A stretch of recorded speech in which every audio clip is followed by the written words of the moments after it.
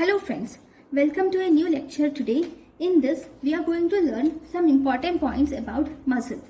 What is muscle? Muscle is named from the Latin word which is mus, means mouse. Why is it named as mouse? Because in the muscle we have tendon, and this tendon is actually representing the tail of the mouse. So it was named after the word mouse. Now, what is muscle? Muscle is any contractile tissue which helps us to bring movements. So we have different types of muscles. But before going into the types of muscles, first we will see the parts of muscles. Each muscle has an origin, which is the end, which is fixed during contraction. During contraction, origin is fixed during contraction. Then we also have one more end which is called as insertion, and this is the end which moves, and we have another end which is insertion which moves during contraction. So we have different types of muscles. We have striated muscle, non-striated muscles, and cardiac muscles. We have striated muscles, non-striated muscles, and cardiac muscles. See, these are the striated muscles which are long, and they are present in, these are the striated or the skeletal muscles which are present in limbs, body wall, tongue, pharynx, or beginning of the esophagus. These are voluntary. You can move them with the help of your thought. And these are, if you see, these are long cylindrical fibers, and they are unbranched, right? You are not seeing any branches, and they have multiple nuclei. They are multinucleated. Okay, they are unbranched, multinucleated, and bounded by sarcolemma. And they have two bands. One, we have light band.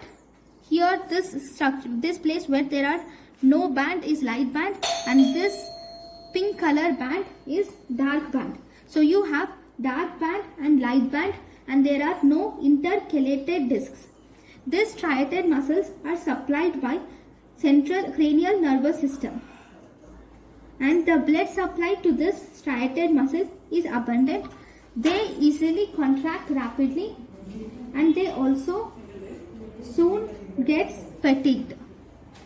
That is striated muscle. Then we have non-striated muscles. The non-striated muscles are present in, non-striated muscles also called as smooth muscles. They are present in organs where involuntary movement, that is, the things happen without our will. Like esophagus, all the smooth muscles of our body, like esophagus, urogenital tract, urinary bladder, blood vessels, iris of eye, erector pili of air, all of them have non-striated muscles. See, these non-striated muscles are actually spindle shaped, right? They are spindle shaped muscles, and the fibers here are also unbranched, and they are uninucleated. See, this is a muscle and it is only one nuclei. It has only one nuclei. So these are uninucleated, and they have spindle shaped, and there is no light bands and no dark bands, and they are supplied by autonomic nervous system. That is either sympathetic nervous system or parasympathetic nervous system innervates it, and here all the movements occur involuntarily, that is without our will. Then we have the third type of muscle, which is called as cardiac muscle. This cardiac muscle occurs in the wall of heart. These are short cylindrical fibers, okay, and these are also uninucleated. See, this is a cell, and you have only one nuclei present in the cell, and these are branched fibers. You can see here there is one branch. Even this is a branched fiber. Okay, they are branched fibers, and in between them there is a special feature of cardiac muscle where they have intercalated discs are present. Okay, these intercalated discs have something called as gap junctions, which will allow the flow of ions from one cell to the other cardiac muscle cell. The blood supply to this cardiac muscle is abundant, and it is also involuntarily, right? We can't stop our heart on our will, so it is involuntary. Then if you see, the muscle can also have two parts. We can also divide this muscle into two parts. One, there can be a fleshy part of muscle. Second, which is the contractile part, or also called as belly of the muscle. And second, we can have a fibrous part of the muscle. This fibrous part of the muscle is non-contractile and inelastic. It is non-contractile and inelastic. It is flattened to form a tendon or an aponeurosis. It is either a rope-like tendon or aponeurosis, okay, which is the fibrous part of the muscle. Then, now let us learn about the structure of the striated muscle. What are important structures of striated muscle? Right. If you see, the striated muscle or the skeletal muscle has muscle fiber which is multinucleated, cylindrical in shape, right?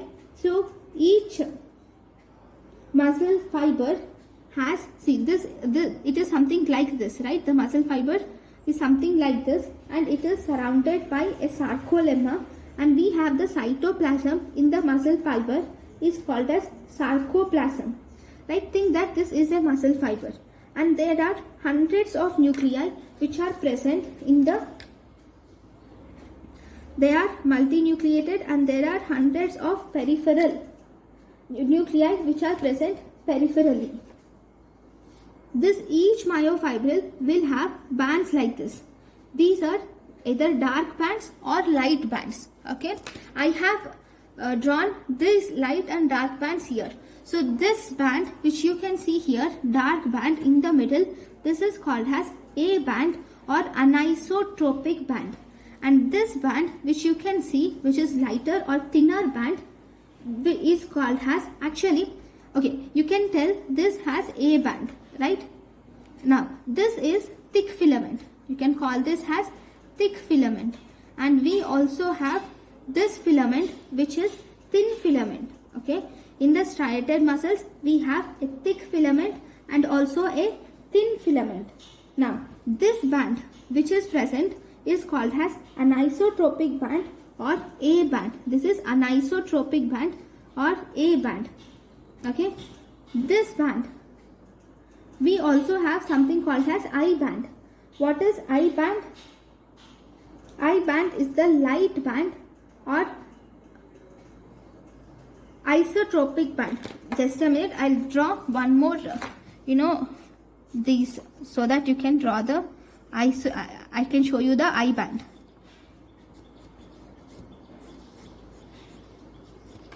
Right.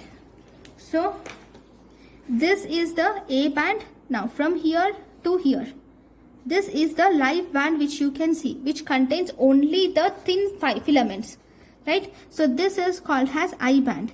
So if you see, A band has thick filaments and also thin filaments, whereas I band has mainly thin filaments, right? Next, in the middle of the A band, there is a zone where we have only thick filaments but no thin filaments. Okay, there is a zone where there is only thick filaments are present but no thin filaments. See, this is that part where we have only thick filaments but there are no thin filaments. This zone looks even more thicker than the A band. Okay, darker than the A band. This zone looks even more darker than the A band, and this band is called as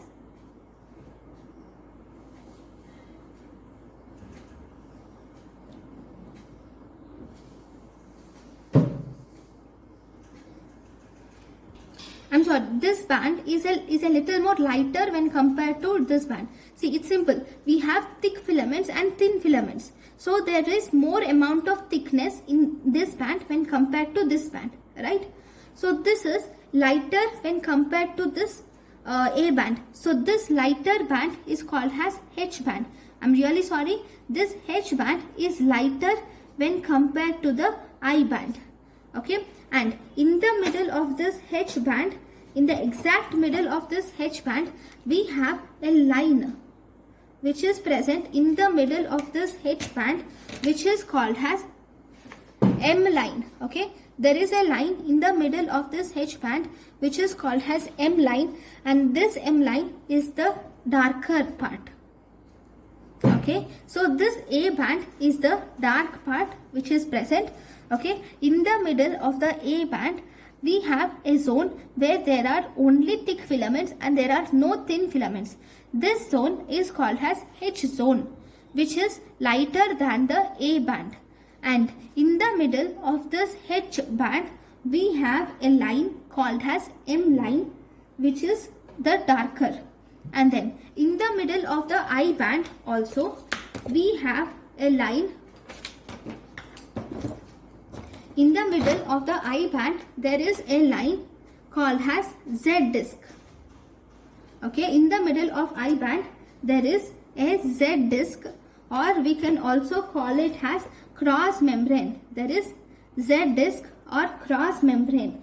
This area between the two Z discs is called as sarcomere.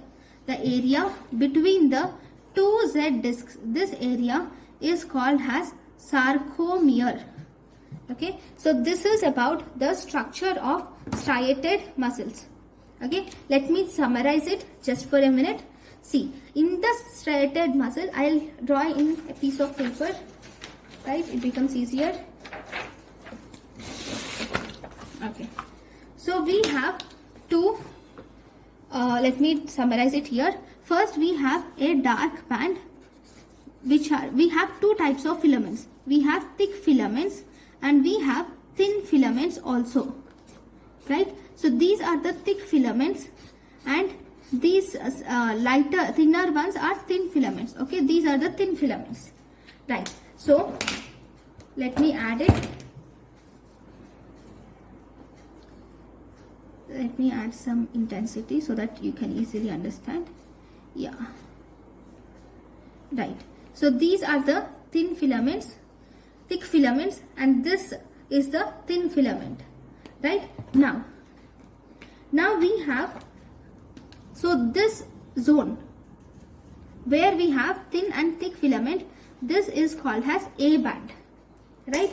Then this zone which contains only the thin filament is called as I band, right, or isotropic band.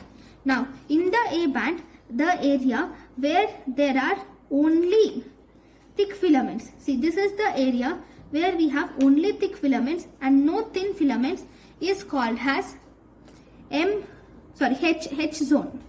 Okay, it is called as H zone. Then in the middle of the H zone, I have a line, one line which is called as M line. There is an M line in the middle of H zone, right? Then we have similarly one more line in the middle of I zone, and this line present in the middle of I zone is called as Z disc. Similarly, here in the middle of I band we have Z disc. Now the distance between the two Z discs, or the muscle fiber which is present between the two Z discs, is given a name called as sarcomere. Okay, so this complete area which is present between the two Z discs is called as sarcomere. Okay, so this is what you see in a striated muscle. Next, right, next we have one more important thing in this section. Then we also have, we should also learn about the structure of supporting tissue which is surrounding the muscle also has a particular structure, okay, which is important. So this is the muscle, this is the bone, and this is the muscle attached to it. First, the whole muscle, see, this is the single muscle fiber, okay. A group of muscle fibers combined together as a bundle, and they form a bundle called as fasciculi, okay. This is one muscle fiber, okay. Let me tell you, okay. There is one muscle fiber. This one muscle fiber is surrounded by endomysium, which is just a connective tissue layer, okay. The connective tissue layer which is surrounding one muscle fiber is called as endomysium. Then there are bundle of muscle fibers are combined as a unit called as fasciculi or myonemes. These fasciculi or myonemes are surrounded by perimysium. Then the entire muscle is made up of many fasciculi and myonemes, and they are surrounded by epimysium. So this is a single muscle which is surrounded by an endomysium, right? This is the group of muscle fibers or fascicles which is surrounded by perimysium. This contains groups of fascicles which are surrounded by epimysium, which is a muscle surrounded by epimysium. So this is about the supporting tissue of a muscle. Thank you guys for watching my lecture. Thank you.